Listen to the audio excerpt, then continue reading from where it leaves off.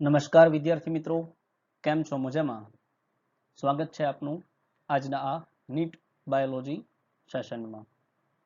મિત્રો, આજથી આપણે ઘણા સમય બાદ જે કહી શકાય કે એક વિરામ જે છે એના પછી નીટ જે છે બાયોલોજી એના માટેની શરૂઆત કરવા તરફ જઈ રહ્યા છે.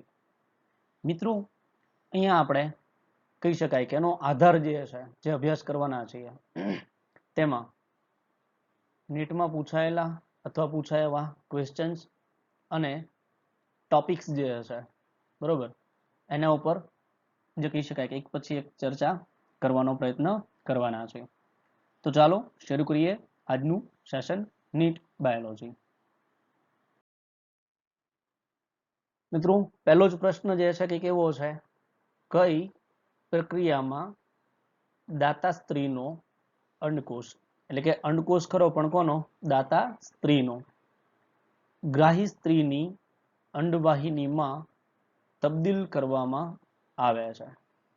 ક્વેશ્ચન છે કેવી કઈ પ્રક્રિયા છે જેમાં દાતા સ્ત્રી જે છે એમાંથી અંડકોષ લઈ અને ગ્રાહી સ્ત્રી એવી સ્ત્રી કે જે અંડકોષ જે છે એનામાં યોગ્ય રીતે નિર્માણ થતું ન હોય અથવા કોઈ ખામી હોય તો એવી સ્ત્રી જે છે એની અંડવાહિનીમાં તબદીલ કરવામાં આવે. તો જોઈએ જરાક શું છે.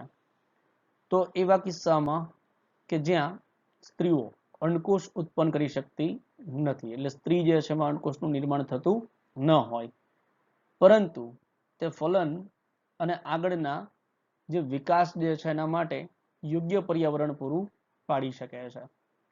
એમના માટે એક અન્ય પદ્ધતિ અપનાવાય છે જેમાં દાતામાંથી અંડકોષ લઈ એટલે દાતા સ્ત્રી જે છે એ પસંદ કરવામાં આવે અને દાતા સ્ત્રી જે છે એમાંથી અંડકોષ જે છે લેવામાં આવે છે. તો દાતા સ્ત્રી છે એમાંથી અંડકોષ લઈ અને એને એ સ્ત્રી કે જે અંડકોષ બનાવી શકતી નથી એની અંડવાહિનીમાં સ્થળાંતરિત કરવામાં આવે છે અથવા તો તબદીલ કરવામાં આવે છે. અને પદ્ધતિ જે છે GIFT gamete intra Fallopian transfer GIFT જે છે પદ્ધતિ છે કે જેની અંદર એવું કહી શકાય કે અલગથી એવી પદ્ધતિ છે જેમાં સ્ત્રી જે છે એ કોઈ ખામીને કારણે અંડકોષ બનાવવા માટે સક્ષમ નથી ત્યારે અન્ય દાતા સ્ત્રી છે એમાંથી અંડકોષ જે છે લેવામાં આવે છે અને ત્યારબાદ જે છે એ કહી શકાય કે આગળનો જે વૃદ્ધિ વિકાસ અને જે કઈ ઘટના જે છે એ તો જે તે સ્ત્રી જે છે એની અંદર થતી હોય છે. માત્ર એક અંડકોષ જે છે એ જ દાતા સ્ત્રીમાંથી લેવામાં આવે છે. તે પદ્ધતિ છે GIFT.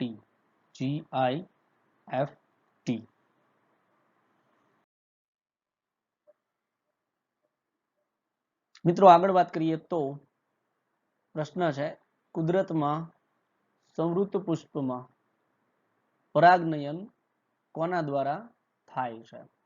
એટલે પરાગનયન જે થઈ રહ્યું છે બરોબર તે કોના દ્વારા એટલે કે કઈ પદ્ધતિ જે છે એના દ્વારા થઈ શકે છે? તો થાય છે. તો શું કહે છે કે વનસ્પતિ જેવી કે વાયોલા છે, અબુટી છે એટલે ઓક્ઝલિસ અને કોમેલિના એમાં બે પ્રકારના પુષ્પ જે છે એનું સર્જન થાય છે. એક પુષ્પ જે છે એ છે હવાઈ પુષ્પ અને કે જે અન્ય જાતિઓમાં જોવા મળતું પુષ્પો જે છે એના જેવા જ હોય છે એટલે સામાન્ય જે હવામાં આપણે જોવા મળે છે તે રીતે આકૃતિમાં તમે જોઈ શકો છો હવાઈ પુષ્પ જેમના પરાગાશય જે છે અને પુષ્પાસન છે એ કેવા તો કે ખુલ્લા હોય વાતાવરણમાં. અને બીજો જે પ્રકાર છે એ છે સંવૃત પુષ્પ. હવે જે સંવૃત પુષ્પ છે બરોબર એની વાત કરીએ તો કે સંવૃત પુષ્પ કે જે ક્યારેય ખીલતા નથી એટલે કે બંધ હાલતમાં બંધ અવસ્થામાં હોય છે. તમે જોઈ શકો છો સંવૃત પુષ્પ આકૃતિમાં તો જમીનની અંદર તરફ જે છે એ કળી અવસ્થા જે છે એમાં બંધ હોય એ ખુલતા નથી અને ખીલતા નથી. તો આવા પુષ્પોમાં પરાગાશય અને પરાગાસન એકબીજાની ખૂબ જ નજીક હોય છે કેમ કે બંધ અવસ્થામાં હોય એટલા માટે.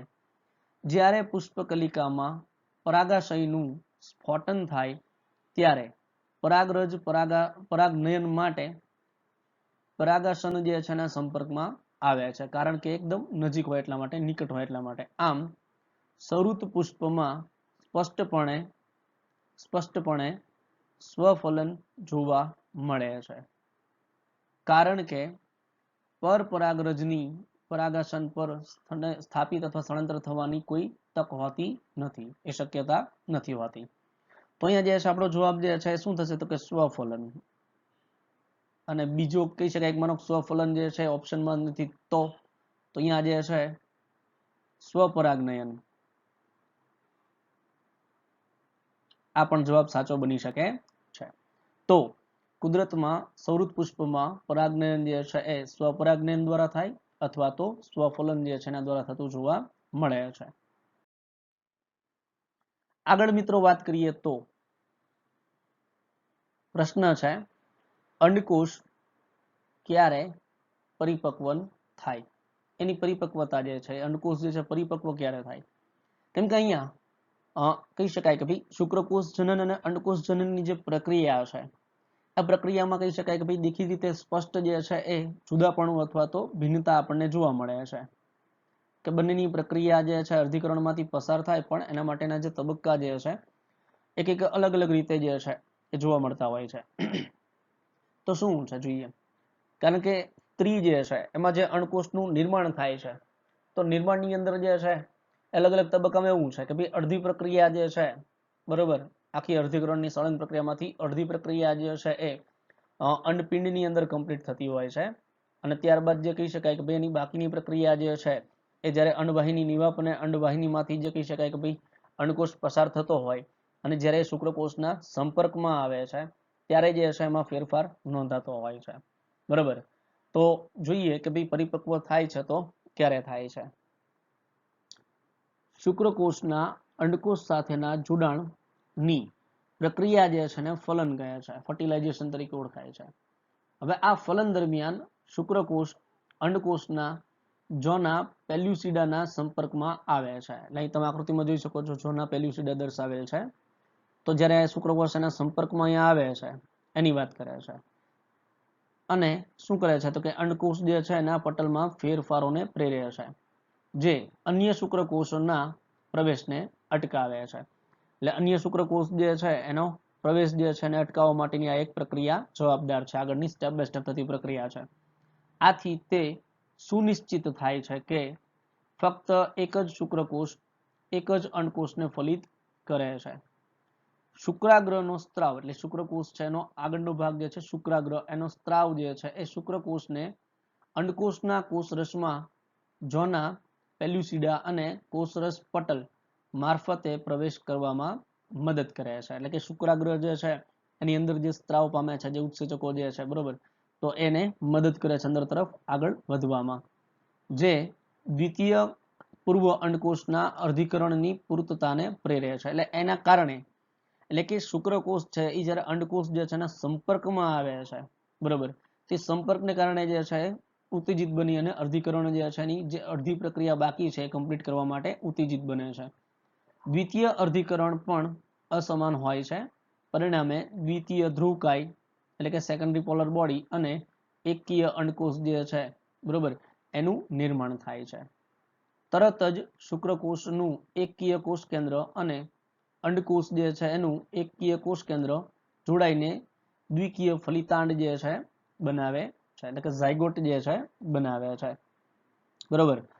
તો અહીંયા મિત્રો જવાબ શું આવી શકે કે પરિપક્વ જે છે અંડકોષ ક્યારે બને તો કે જ્યારે શુક્રકોષ છે એની સાથે જોડાય ત્યારે, એટલે કે ફલનની ક્રિયા થાય છે ત્યારે. આ એક ઓપ્શન થયો, ફલનની ક્રિયા લખેલું છે તો પણ સાચું ગણાય. અને બીજું જે છે એવું કહી શકાય કે ભાઈ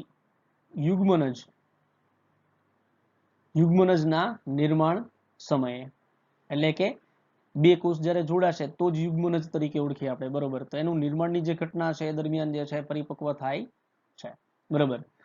તો આમ જે છે ખરેખર જે છે ચોક્કસ શબ્દ જે કહી શકાય તો કે ફલન એટલે કે બેનું જોડાણની ક્રિયા જે છે અને એ વચ્ચેની જોડાવાથી શુક્રકોષ અંડકોષ સાથે જોડાવાથી જે આંતરક્રિયા થાય છે એનાથી જેને ઉત્તેજના મળે છે એવું કહી શકાય છે. અને છેલ્લે લાસ્ટમાં એક આપણને પ્રશ્ન પૂછી લીધો છે કે ફલિતાંડમાં કેટલા રંગસૂત્ર હશે.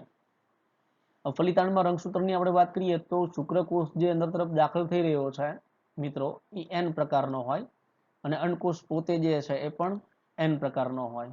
તો એ દેખીતી રીતે આપણે જોઈએ તો એનો જવાબ જે છે શું આવશે તો એનો જવાબ જે છે 2n આપણે કહી શકીએ, એટલે કે દ્વિકીય જે છે રંગસૂત્ર પછી એની સંખ્યા જે છે n ના પ્રમાણ જે છે બરોબર એ પ્રમાણે હોય દાખલા તરીકે n જે છે એ 23 રંગસૂત્ર હોય અને અહીંયા 23 હોય તો અહીંયા થઈ જશે 46 રંગસૂત્ર અથવા તો 23 જોડ રંગસૂત્ર બરોબર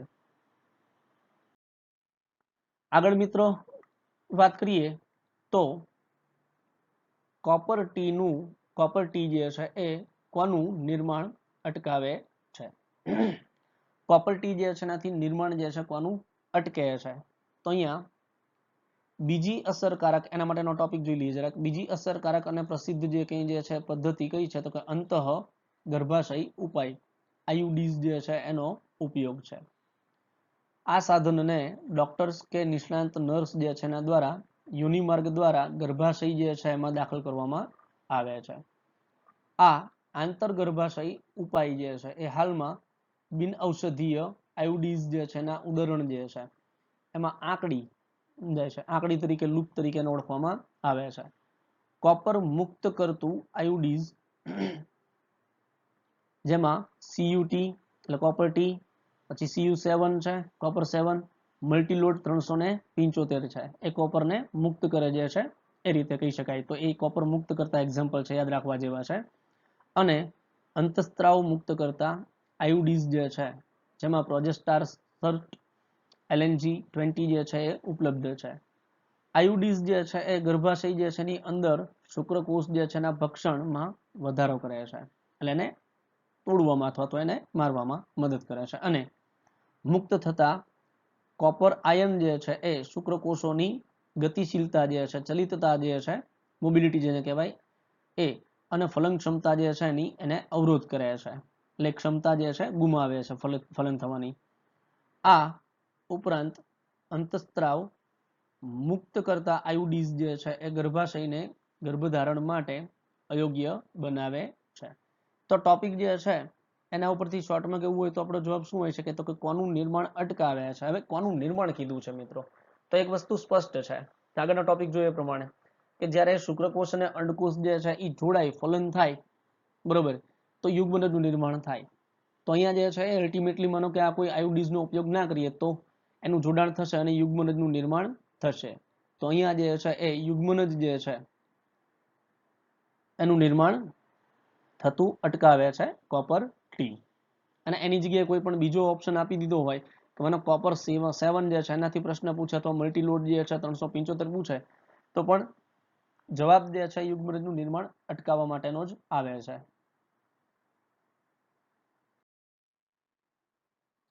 આગળ તરફ જરાક વાત કરીએ મિત્રો તો સહેલી એટલે ખાલી જગ્યા સહેલી એટલે શું એમ કહેવા માંગે છે તો એના માટેનું સ્ટેટમેન્ટ સીધું જ છે કે ભાઈ માદા સ્ત્રી માટેની ગળવાની ગર્ભ અવરોધક ગોળી છે ટેબ્લેટ છે ગોળી છે કે જે ગર્ભ અવરોધક છે સ્ત્રીઓ માટેની બરોબર જરાક એનું ડિસ્ક્રિપ્શન એવું છે કે ભાઈ સહેલી નવી મુખ દ્વારા લેવામાં આવતી ગર્ભ નિરોધક ગોળી છે આપણી બુકની અંદર જે ઉલ્લેખ છે તે બિન સ્ટેરોઇડલ બનાવટ છે એની કોઈ આડઅસર ના થાય એના માટે બિન સ્ટેરોઇડલ છે તે પિલ્સ એટલે કે ટેબ્લેટ જે છે એ અઠવાડિયે એકવાર લેવાય છે જે ઓછી આડઅસરો અને ઊંચું ગર્ભનિરોધક મૂલ્ય ધરાવે છે બરાબર તો આ રીતે પણ પ્રશ્ન જે છે નીટ માટે પૂછી શકાય છે જે અલગ અલગ સ્ટેટમેન્ટમાંથી સાચું સ્ટેટમેન્ટ જે છે તે સાચું સ્ટેટમેન્ટ જે છે એ શું બની જશે કે ભાઈ માદા સ્ત્રી જે છે એના માટે ગળવાની ગર્ભ અવરોધક ગોળી જે છે એ તરીકે લેવામાં આવે છે ને સહેલી એટલે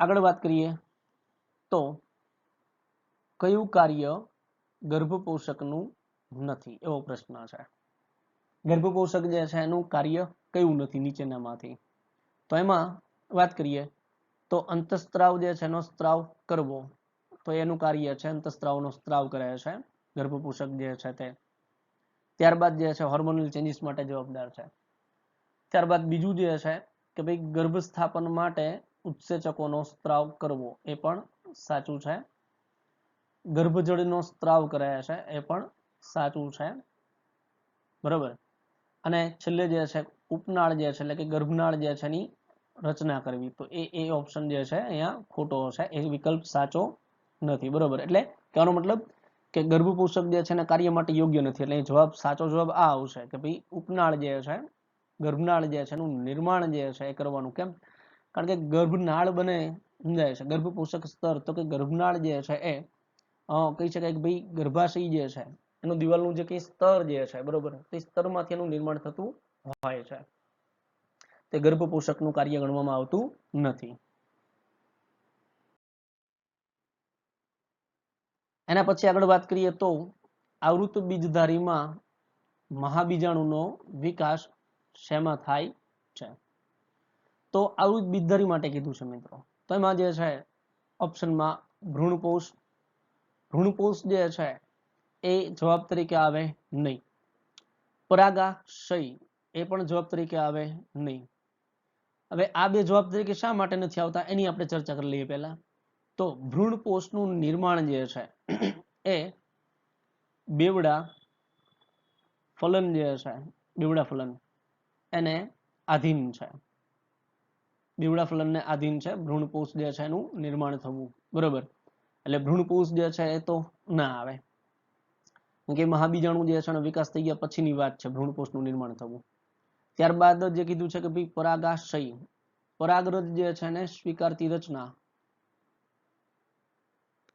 પરાગરજ જે છે એનો સ્વીકાર કરતી રચના છે, તો એ પરાગરજ જે છે, પરાગરજ નો સ્વીકાર કરતી રચના.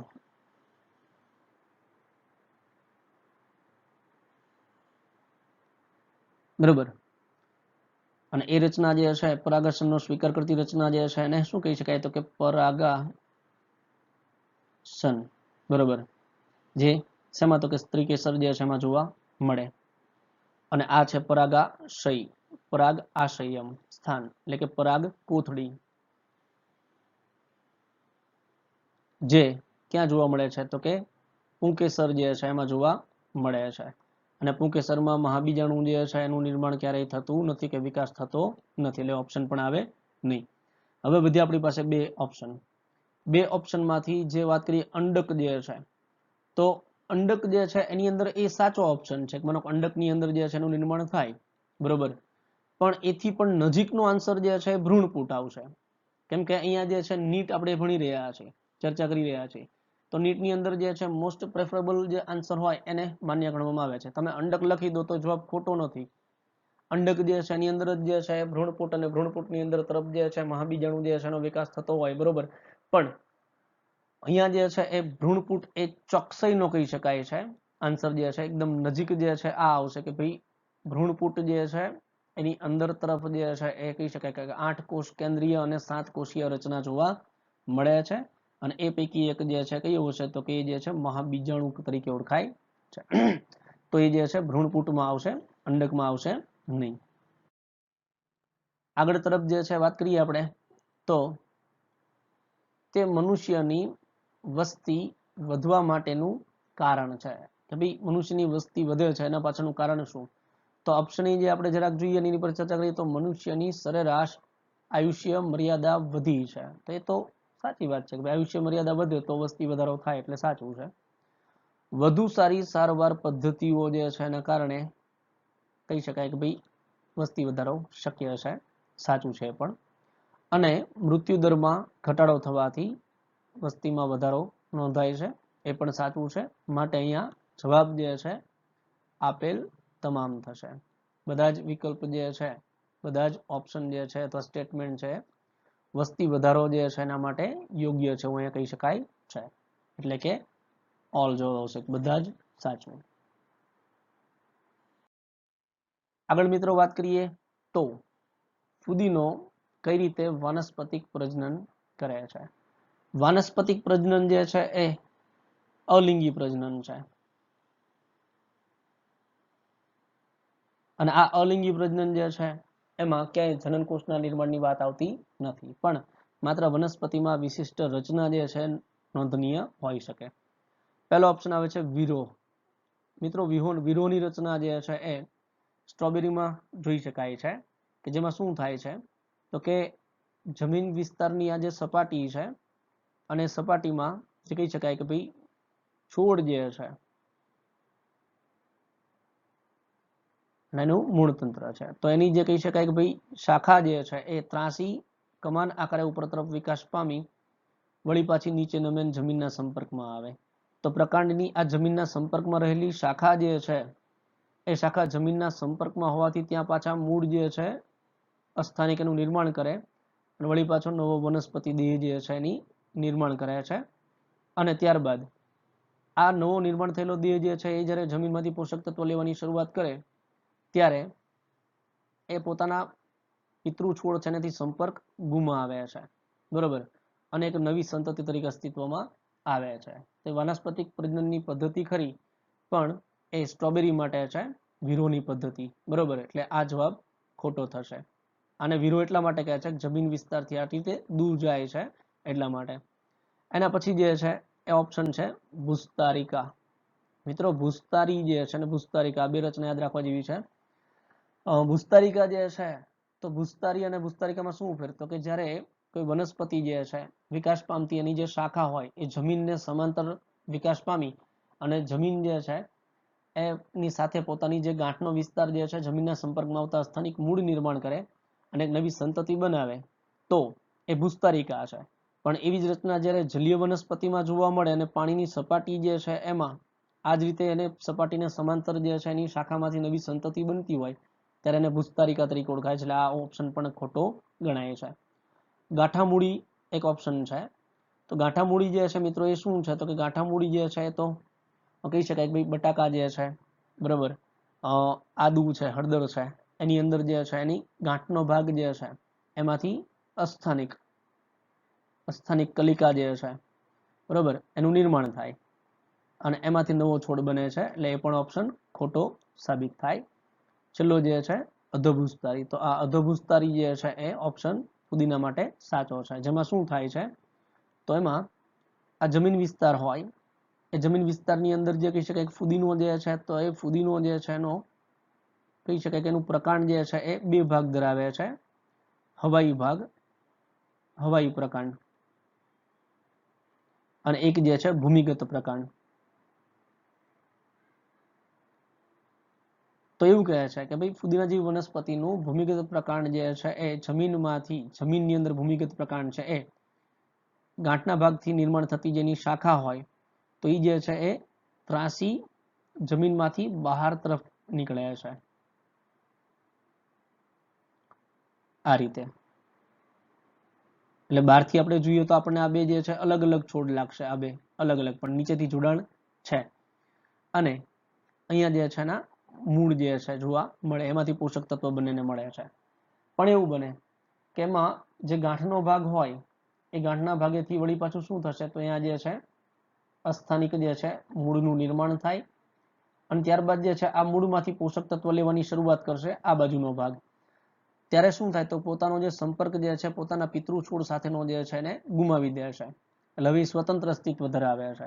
તો આમ જે છે એક સજીવ છોડ જે છે એમાંથી બીજી સંતતિનું નિર્માણ થાય તો વાનસ્પતિક પ્રજનન કહી શકાય ને. આ ઉદાહરણ જે છે શેનું છે તો કે ફુદીનામાં જોવા મળે છે. તો એના માટે અધો એટલે જમીનથી નીચે, તો જમીનથી નીચેના સ્તરમાંથી નિર્માણ થાય તો એને અધોભૂસ્તારી તરીકે ઓળખાય છે. એટલે સાચો જવાબ થશે અધોભૂસ્તારી.